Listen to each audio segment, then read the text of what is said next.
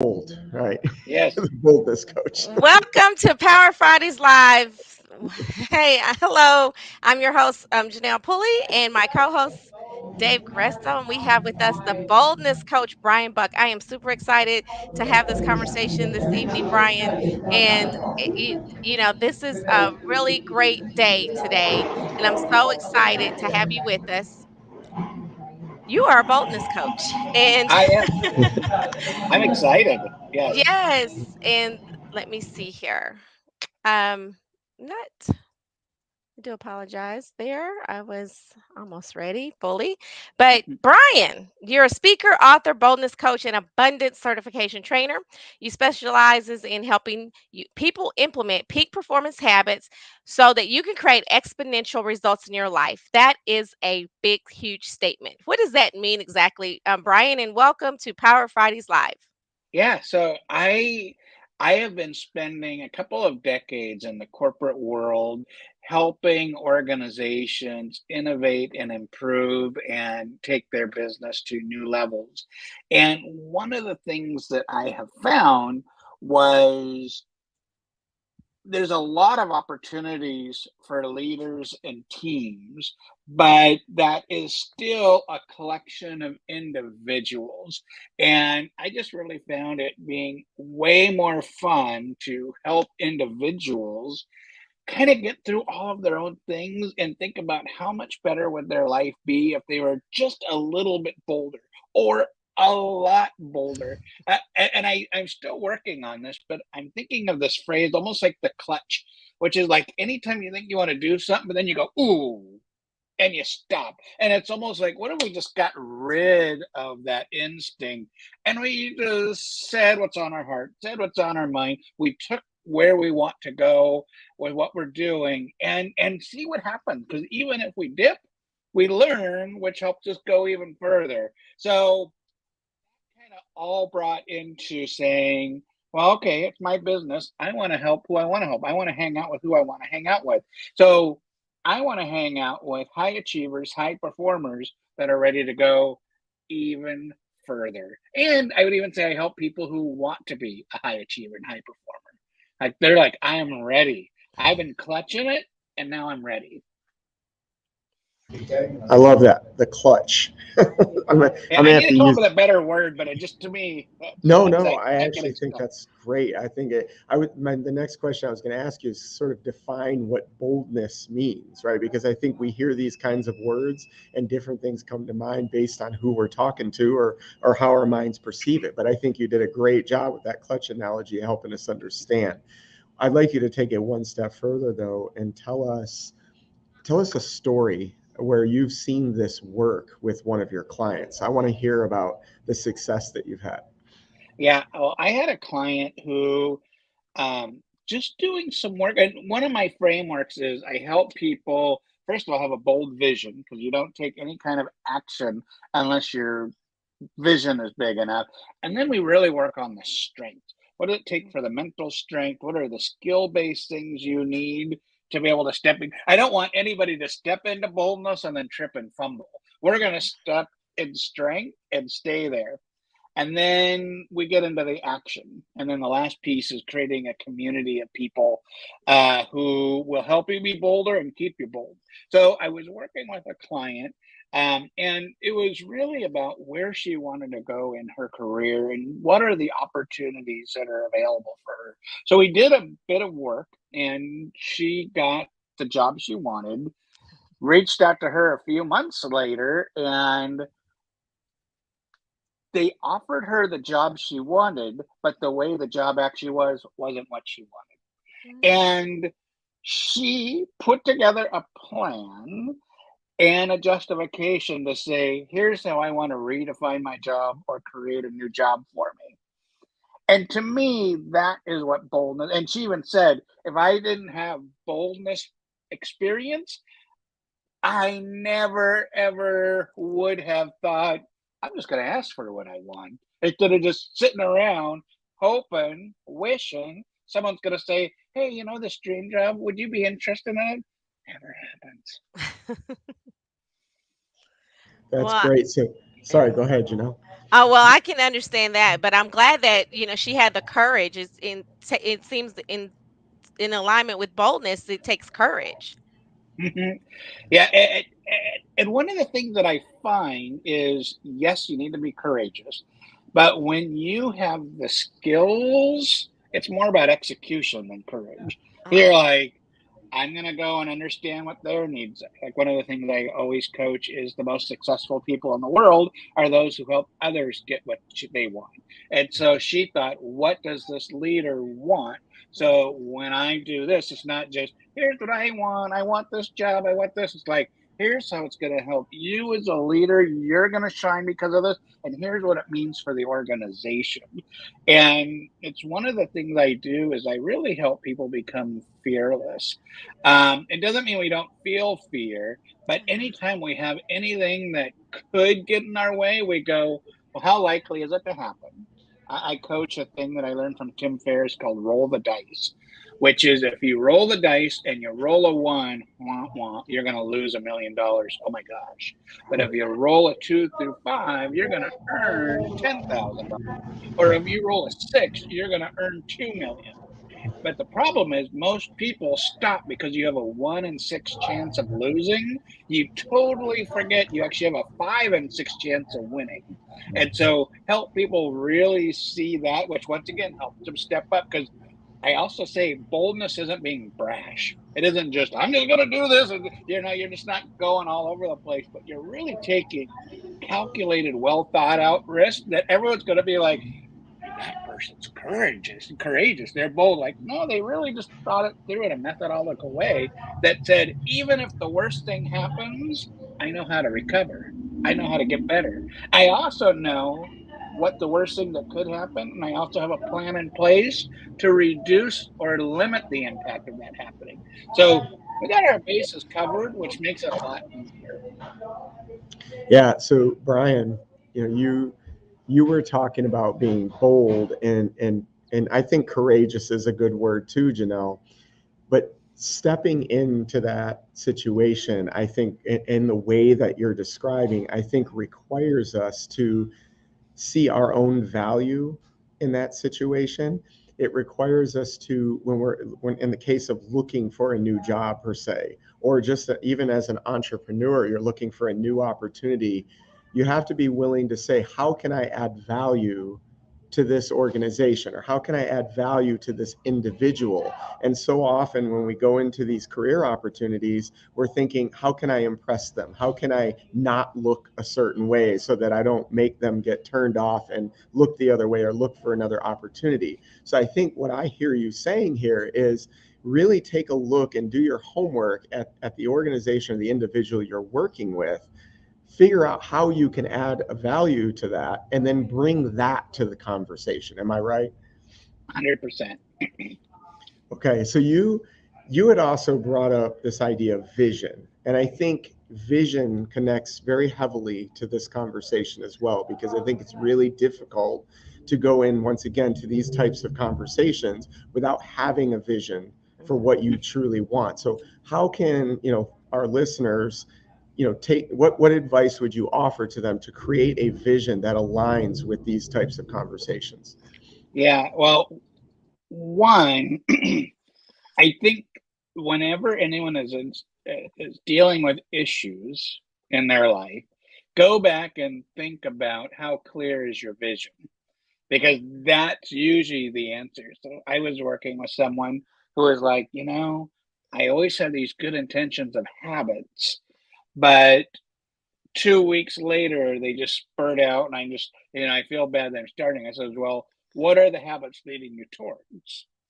It's like, I don't know. It says that's why. You don't have anything compelling that you're excited about, and you don't have clarity. So, two things to help listeners. One, make sure your goal is around what you want, what you're moving towards, not what you don't want. It's a rookie mistake that many people do is they say, I don't want to be fat. Oh, I want to be healthy. I want to be fit. I don't want to hate my job. I want to work in a career that fires me up, that uses my strength. So, because whenever you deal with moving away towards goals, that is just a short-term energy spurt, which is kind of like a fear base. And the minute you make a decision, your brain goes, okay, I'm safe. But then it goes away. And then 3 months later, you're like, why am I not doing my habits? Why am I not doing this? So the other piece is get super duper specific. So this person with the habits, he was like, "Well, I want to have a better paying job." Okay, how much? How much is a better paid job? Like, I'll give you an extra dollar an hour. Will that work? Like, what is it? And like, he came up with a dollar amount, and I said, "Well, why?" Because we're getting to the root cause of why. Mhm. And he said, "Well, I want to be a provider for my family. My wife loves to work, but I want her to have the option to not work. But right now, she's the breadwinner, and that makes me so like, okay, so what is the dollar amount for you to be Mhm. the breadwinner of your family that if your wife quit?" So that started to help him get very specific about what it is he wants. And then that next piece then is okay, let's talk about industry. What kind of job do you want? And the more specific you get, the easier it is to hit. Mhm. So that is one of the key pieces that we work on. That's awesome. So another thing I was going to ask about, right, is in my line of work, I often look at things categorically. Like at this, Mhm. I've seen this happen a couple ways, but I often think about things. What do you want physically? What do you want mentally? What do you want emotionally, financially, spiritually? Break those things down into categories and create specific things that you truly want in those areas. How do you want to see your life go? And then when you make these choices, when you step into different opportunities and approach things, you're asking yourself the question, how do I align this with the rest of my goals? Would you add anything to that? Change anything? Um, the only thing that I would change is I have found in my own personal life holistic goals and one of the seven wheels of life. I can only focus on one or two. And so it's nice to know, but when you think about what really fires you up, I think the best thing to do is you find the goals that touch on a few of those. Mhm. Like, if I'm able to do this, it helps me take care of my family and it matches me spiritually and it hits my contribution buttons. I got one goal that tickles three. And so that I think is the real piece is don't try to go all over the place because you're going to equally be dissatisfied. I mean, yes, you're making movements in all of those, but the more you could do less that hits more of those core things, the more you're going to be able to do it, and the happier you're going to be. So you're gonna. I was just working with a client, and we just went through identifying what his values are. And he's like, "Well, I kind of know my values," but once he saw them written, there is such power in that because one, he's able to now say, "Oh my goodness, today I live this value." Yes. I was able to bring this value to this. Like all of a sudden, when you bring that intention, it becomes intense, which is really cool. And so I think that's the same thing with the goals when it touches on those different areas of your life. You're like, I'm rock and roll. I'm, like I said, once again, I'm firing all the neurons in these three areas by doing this one thing. It actually, I don't know if it's completely relevant, but it reminds me of something I once saw called the four burner theory. And there Mm. were four burners, right? You have friends, family, career, and health. And the idea here was that if we are focusing too heavily on more than two burners, we start to kind of lose our ability to grow in all the areas. And so the theory basically suggests to keep one or two burners firing hot at maximum at any given time. And if you want to change that, you lower the fire in those two and shift it around that way. And so I think that's kind of what I'm hearing you say, that we do better when we focus on one or two things than trying to cascade across Yeah. a. One of my favorite coaching questions, if I say yes to this, what am I saying no to? Or if I Yes. say no to this, what am I saying yes to? I think that's that burner thing. It's okay. Health, not yet. Health will come because I'm focusing on wealth. Or one of those things. But yeah, it really, yeah, exactly. The burner. I love that idea. Yeah. Janelle, what you got? Well, a lot of people are looking at it's February, and there's a lot of things to celebrate this month. So, I'm super excited because we are actually acknowledging International Expect Success. What better Yeah, way to expect success, Brian, than to be yeah. bold to go after the success that you want? So, I just wanted to, put that in because Expert Success Month is celebrated in the month of February, and it aims to emphasize the need for positivity in our daily lives as we strive towards success. So, being a boldness coach and knowing that people are striving to achieve the success and how they define their own personal success in their life, that's what we're here for. I love that. What's so cool too is, and that's part of the language that I want to put out there more is I think sometimes when people think bold, they think ginormous. I mean, when you think bold, you're like kaboom. But sometimes bold is tiny, but it might be huge to you. So, like, you could even say, I am going to put a boundary in this relationship. That's a tiny thing that the world isn't going to shift because it does. But for you to have made that decision and put it in the world and make it happen, that is bold.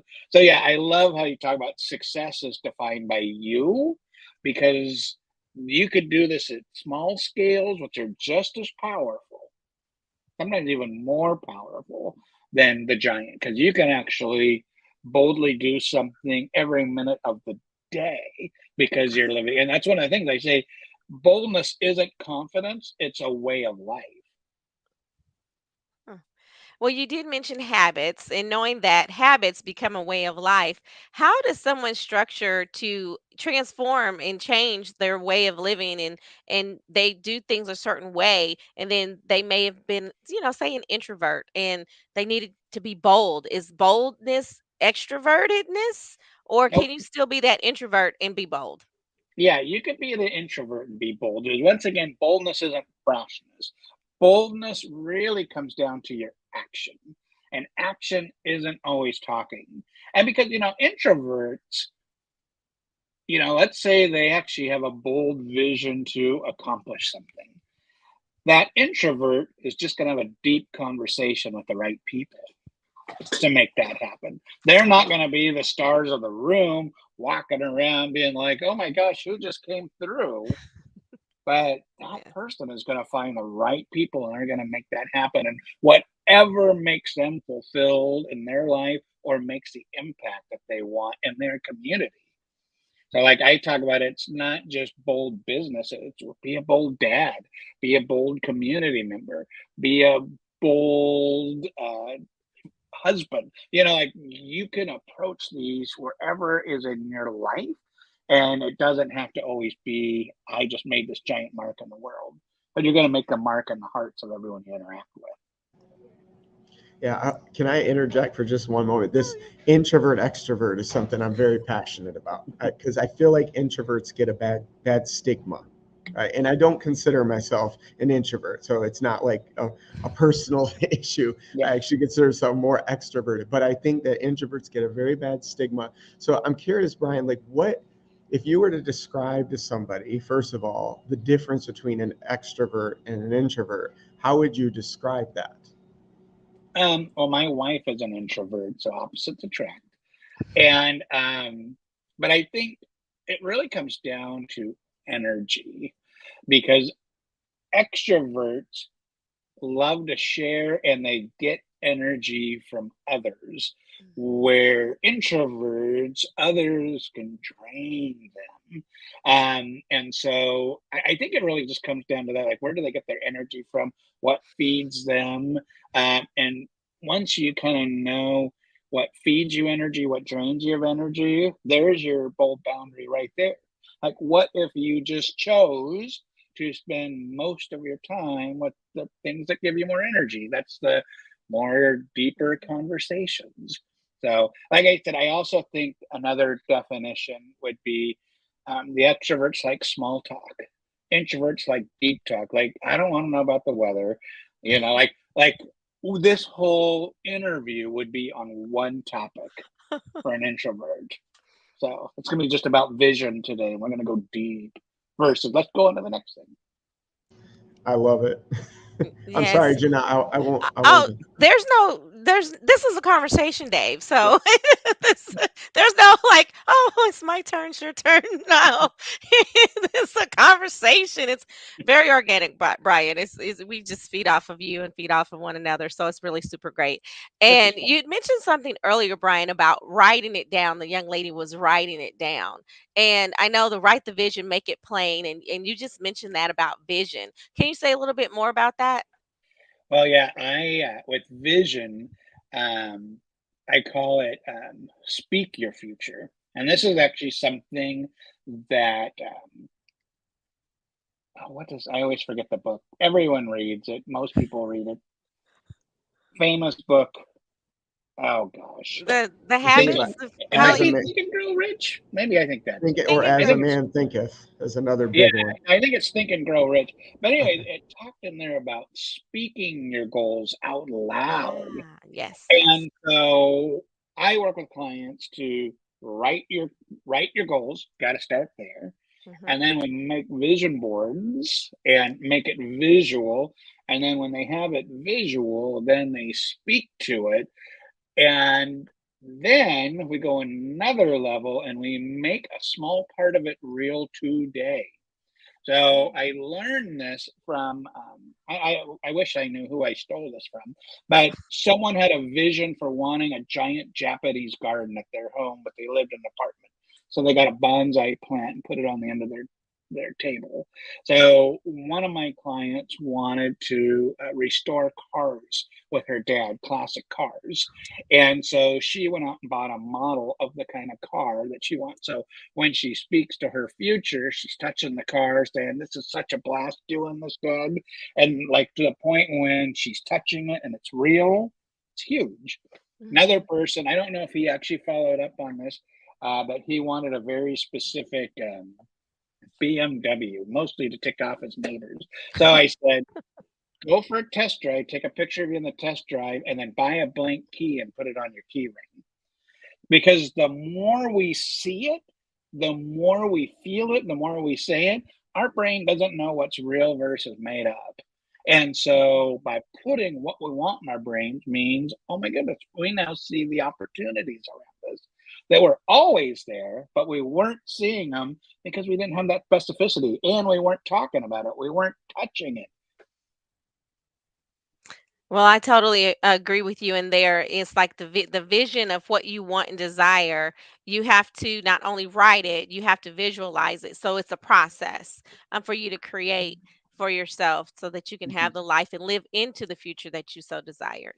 Yeah. And look at it again. I think a lot of people go, I'm going to do this creativity side, and then it's in a notebook filed away on a bookshelf. Like, well, yay. But next thing is you got to put it in a reality, you know, make it more frequent. Yes, I did a vision board with some ladies on Saturday, and I came in the house and I was gone for a week, and then my vision board is right there on my dining room table. It's like, it should be not on my dining room table. Yeah. So Brian, as soon as this is over, I'm gonna put it where I can see it each and every Love it. day and every time that I wake up.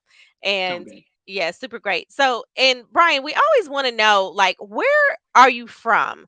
Like, what got you started into boldness? So Uh, where are you from, and how yeah. did you So get started? I'm from the Seattle, Washington area. Hmm. So, and it's kind of a, I'll try to tell this quickly because to me it's all connected.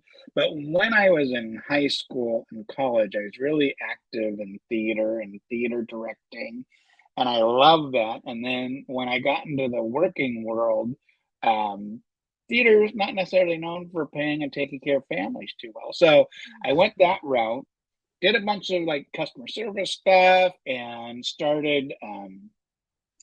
I joke that I am a lazy high performer. I like to get a lot done, but I like to do very little effort to do it. And so, one of my first jobs after college, I just started making improvements in my work and just making it easier. And then they promoted me. And then my manager and I would go to these different areas every 3 months, turn them around, make everything easier and simpler, and then move on to the next place. So they moved to Texas and I didn't. And I ended up getting a job in healthcare doing what's called as lean in the Toyota production system, which is an improvement methodology. So I started to figure out, oh, all of these different things that I did, these are actual like Six Sigma real things. Like there's a philosophy behind what I was naturally drawn to. And while I was doing that, I had a eureka moment. And that moment was, oh my gosh, as a consultant and as a coach in the corporate world, everything I loved about the stage is what I'm getting out of this job. Mm. Instead of telling someone else's stories, the teams I was working with, I was helping tell their stories.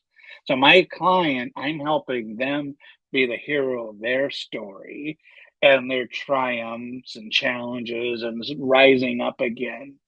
And then the person who likes to be on stage, look, I'm on a show. People are paying attention to what I'm saying. So a little bit of the performer in me still can get that through teaching, but I'm still doing it in terms of the story of really helping and serve people. So I did that for a few years. And then being from Seattle, one of my favorite bands of all time is Pearl Jam. Ah, And the tickets sell out within seconds here in the yes. Northwest. And in 2018, I finally got a chance to go and see them live. And it was a spiritual transformation for me. The second song they sang was Release. And I chose at that time, I'm just going to release myself to this experience. I'm dropping all, I'm just going to be a part of it. And by the time they sang Alive at the end of the night, I've never felt more alive in my entire life. And that was the start of realizing at that time I was a manager and I was responsible for about 200 people. And I said, I want to have an impact greater than those 200. I Mhm. just felt called to that. And then I started to think about what is it about this experience that I Mhm. want to capture the rest of my life? And that's when, and I had a coach who helped me put words to this. And he said, what is that rock concert lifestyle? And to me, what I experienced was freedom, passion, and connection. Ah, I was free to dance weird. I was passionate about enjoying the band. The people around me were passionate about the band. The band was passionate about their music and what they were doing for us. And then that connection. We were mm, connecting with strangers. And I went up to buy a T-shirt and I was in line, and this person was saying her and her husband see all of the Pearl Jam shows on the West Coast. And I'm like, that is just cool. Like, I'm just like having like deep conversations about the band and what it's like. So to me, that mm, was the start of what has led to boldness, being the mighty bold life. I was doing work with businesses for a while. And then I realized, well, as I said earlier, hey, it's my business. I get to choose who I want to help. I get to, like, I'm going to pick and choose. So I started to think about helping other geeks like me, like who's the other Star Wars fans? Who's the other comic book geeks? And I started to think about, hey, what if I help people become real life superheroes? What would it be to be a superhero dad or a superhero leader? And as I was explaining that to people, most people said, that sounds interesting, but what is it? Like, oh, mhm. okay. And then I started saying, well, a superhero, they jump into action, they're bold. When I said bold, people leaned in. And that's Ah, when I realized out of all of the things that I've done, this is one of the first things that I've done that taps into what people are saying they need more of or they want more of it. They not only see them wanting more of it for themselves, but they're like, we need people around us to be bolder mhm. because too many of us aren't stepping into what is so needed. And all of us are like, come on, you can do, step up. And so to me, that's really where it got. And so working with different clients, I've been able to build what that program is looking like, which is really fun because so often as entrepreneurs, we go, in my head, here is the thing that I think everyone wants. I'm at the point now where I'm like, okay, now I'm just creating based off of feedback, what people told me they wanted. Mm-hmm. Vastly different. So I want to go back, Brian, to what you were talking about earlier. You said you released yourself to the experience. And Mm-hmm. basically what I was hearing, you allowed yourself to fully experience the moment, and then you embraced who you are. Yes. That's where I saw the change. And so this allowed you to be bold in your own life because you got comfortable with who you were and you allowed yourself to experience things as they are. So what types of changes have you saw in your own life from just stepping forward in boldness? Yeah, I think one of the um,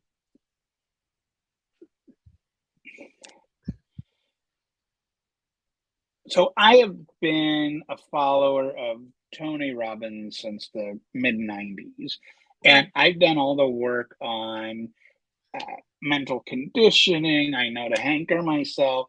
I have practiced what my perspectives or what's going to trigger my emotions leads to my results.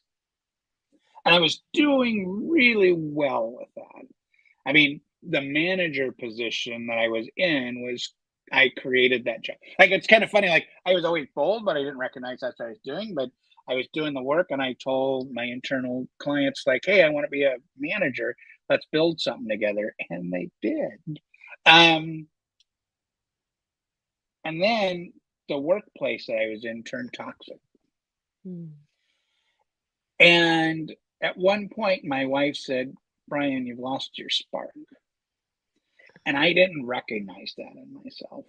Mm. And what I learned from that experience was even though I've got the mental conditioning like a beast, it still was vulnerable and I didn't see it. And so I think one of the key things I learned was understanding my emotions and what those emotions were telling me to do, which is powerful. You Mhm. know, when you just go, I'm angry, I'm shocked. Like I realized the thing that offended me most about the workplace was every one of my values are being violated there. Mm. I was like, wow, that's Wow. powerful. So um, once I learned to tap into that and continue to tap into that, it also raised my empathy on, I was obsessed on why would adults do this to other adults in the Mm. professional world. And it's when I really learned how people who are hurting hurt other people. Mm. And so it really helped me see like one of the main people that were going, that was the instigator of much of it. They were going through a divorce and they already had some other issues in the team that was always there that I didn't recognize. There's also a part of me that says, well, maybe the workplace is always toxic. But I was just, my body was telling me I'm ready for the next thing. Mm. And now I'm seeing it because I wasn't taking action. You know, like things start to kind of nudge you out when it's time for you to grow if you're not stepping into the growth. So I think those are two of the big things. And that's when I really dove into my coaching certification, improving my coaching skills. You know, it's one of the things I actually love doing is helping other leaders be coaches because what they teach most leaders is to be a coach, open questions, and deep listening. That's the about the, and you can get far with that. But when you start to really recognize everything is fear and love, like you get some deep stuff when you start to dive into the expectations and what expectations, how much those ruin things and how garbage expectations actually are. Like they don't know all of these little things. So helping people get that kind of detail helps them Mhm. be better leaders. So I also have other weird esoteric coaching things that I'm passionate about, but it just really dove me into that world of really helping. Well, that's amazing, and that's wonderful that you are actually living your purpose-driven life. So you're living with purpose on purpose, with boldness. Yes. And Yeah. I Yeah, know Dave can appreciate that. oh, thank you. Yeah, Yeah. my personal mission is to increase the behaviors of love to others and the behaviors of love to themselves. Because, we only have two commandments: love God as you love others, as you love yourself. I can't help with the love God part, but if I can help with those other two aspects, we'll get them halfway there. When they start to see Christians are people full of love, they're wanting to help and care. We're not hypocritical, judgmental jerks. We're really here to love and embrace people and help people, knowing that we're all flawed. Yeah, indeed. It reminds me, I was just listening to a song, I think either on the way here or a little bit earlier today, and the lyric went, "It all comes down to this: love God and love people." And that, Mm-hmm. that was literally the lyric that you're speaking Yeah. right now. Yeah, it used to be 10. He brought it down to 2, and people still have trouble. Yeah, it's true. But it comes back to the Yes. hurt people thing that Yep. you're Yes. talking Yeah. about. But let's go back real quick, and Janelle, correct me if we're short on time. Oh Stop me. no. Yeah, But we're you good. talk about expectations. And, Mhm. and it's interesting because I had a conversation with a friend recently about some of the interactions that I have with others, and setting the expectations too high, or in some cases having any expectations at all, can really damage our relationships.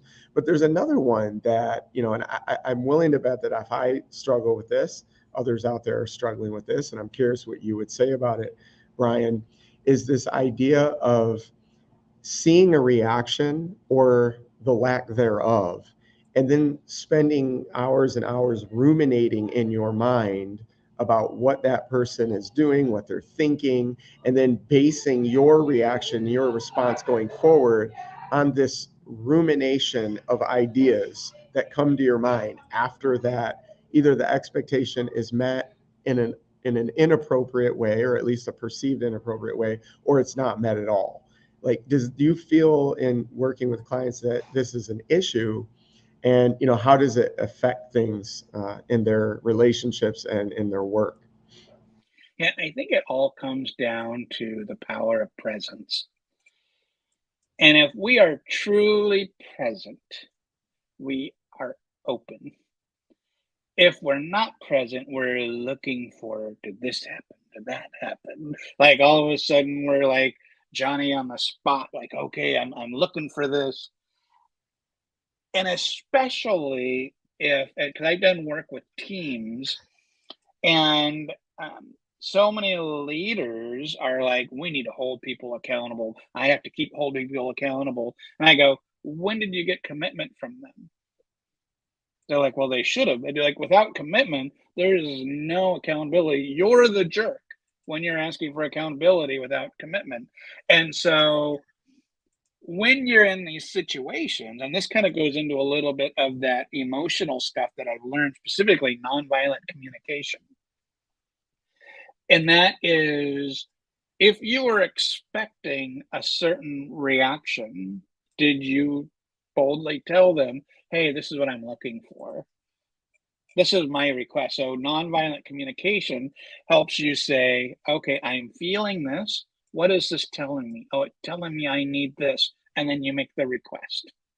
And so if you're ruminating, that's a great opportunity for you to say next time, oh, okay, next time I want to say this is what I'm needing. It's like if you're having like you think about love languages, some people need touch, some people want gifts. So if I give something to my wife and she gives me a Star Wars thing, and I'd be like, but you didn't touch me. Like, okay, well, I've never specified in this situation for me to feel love. This is what I need. We go around thinking people have these windows and know how to read minds. We don't. We're too busy stuck in our own heads to read other people's minds. So yeah, so I think that's the main thing. If you're present, it doesn't matter what their reaction is. Yeah, that's powerful. I think a lot of it's rooted in fear, right? And Yep. fear, it's amazing how many things in our lives it just negatively impacts. Yep. It's interesting. I was listening to this guy tell a story about some big thing he did overseas in a Muslim country where they weren't sure on some days if they were going to necessarily make it through the day because it could have been a hostile situation. But he was talking about how he had to teach basically within 30 days he had to teach all these students who didn't even speak English how to speak English in a month. It's Mm-hmm. insane. But he one thing he realized is that by removing fear, we are able to process information exponentially faster because we don't have that layer covering over and preventing us from being able to learn at maximum capacity. This opened and blew my mind because what else could we accomplish as a human race, right? If Yep. we didn't constantly face fear and actually listen to the voice of fear in our lives. Yep. So I Yep. think that seems to be, a huge part of any advancements that we do make is we're able to look fear in the face and say, I don't care. I will boldly stand Yep. against you and move forward anyway. Right. Well, and once again, is no one is taking rash action. Bold action isn't rash. It is, oh, okay, what is it that I fear? This, and this. Okay, what are my responses to these three things? And how likely are those three things going to happen? So it means you get to be almost like a ninja where you're like, oh, this happens. Oh, that happened. You got it covered, which once again, I love what you say. And you remind me of something that I read years ago. I can't remember where, but it touches into what our brains do in fear. And it's really thinking about people who are in poverty. And someone, you would sometimes hear people say, well, they just make dumb decisions. They make bad decisions. That's why they're poor. Mhm. And it's like, but if you think about it, if they don't know where the next meal is going to come from, if they don't know where their rent is going to come from, they're in the fear mindset, which means fight or flight. There's no creativity in fight or flight. Mhm. And so that's one of the reasons why helping people be bold and help people know name your fear instead of like ignoring fear. Because if you ignore fear, I'm a huge believer in your issues are in your tissues. That if you just ignore it, it's going to come back. And you just have to say, hey, great fear. Thank you for telling me. This is awesome. What do I need? It's just all signals for what to do next. Yeah. So I think that's one of the ways we can help make the world a better place. And you're absolutely right. When you go into scary places, go, all right, what is it that I need to do? Because now I have a plan. And you Mhm. start to trust yourself because as well planned as you are, there's going to be stuff you never planned for. But you just go, oh, that's interesting. Let me Yeah. figure it out. And that's when you connect. Let's figure this out together. Yeah. That's kind of where the connection piece of boldness comes from. Yes. No one is successful by themselves. And I think so often we're in a fear state, we think we're alone. Yeah. Yeah, it's Yeah. interesting too. You talk a lot about emotion, right? That keeps coming up. Mm-hmm. And I like to think of emotion as more of indicators, like lights on a dashboard of a car. Yep. They're telling us that something is up, right? And what do we usually do when we see a light come on in the dashboard of the car? We plug in a code reader, tells us the code, says, hey, this is where you're having the issue. And we investigate it and we do work. But I think sometimes as human beings, we struggle with that, right? We struggle to know, like, what do I do with that? Or we're not, instead of investigating the issue, we just react and we move on or we ignore the issue. And then over time, what happens when we ignore the engine light? That engine's going to fail, right? And so Right. we find ourselves in a bad spot. So pay attention to your emotional indicators. Yep. And don't have any shame about them. I think that's the other thing, man, is we have even worse emotions about our emotions. Yes, yes, indeed. And I believe there's a percentage of time where the things that we think about, we bring about, but then if we also look at certain things, then it never happens the way that we think it might happen. Mm-hmm. Yeah. Yes. And And that's once the again, other that comes side. back to that expectations as well. And, I think it's also important is so often we look ahead, we forget to look back to see how far we come. So if Yes. you're thinking about in your business, you're like, I want to be here, I'm not there, wah, wah. But you go back and you look at your last 6 months, year and a half, you're like, holy smoke, look how far I've come. You're Yeah. still winning. You might not feel like you won. There's a great song.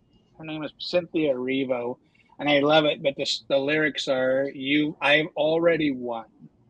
Mm, I Mhm. love it. And I think we forget that we've already won. We're just adding to the winning mix.